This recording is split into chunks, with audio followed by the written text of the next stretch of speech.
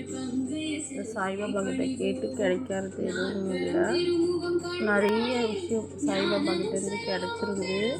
நிறைய நல்ல விஷயம் நடந்திருக்குது. எங்கள் வாழ்க்கையில் இந்த ஒரு வருஷத்தில் நிறைய மாற்றங்கள் நடந்திருக்குது.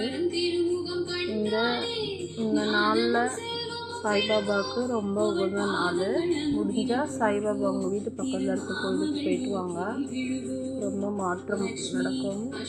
வியாழக்கிழமை காலையில் எழுந்திரிச்சு வீடு சுத்தம் பண்ணிவிட்டு குளித்து சமையல் கட்டில் சுத்தம் பண்ணிவிட்டு புதுசாக அன்றைக்கி எதுவும் அசைவ சமையல் எதுவும் சமைக்காமல் சாய்பாபாவுக்கோசம் அன்றைக்கி நம்ம உங்களால் முடிஞ்சால் ஒரு 2 டைம் சாப்பிட்டுட்டு காலையில் ஒரு டைம் சாப்பிட்டாம மதியம் மட்டும் சாப்பிட்டுட்டு விரதம் இருக்கலாம். அப்படி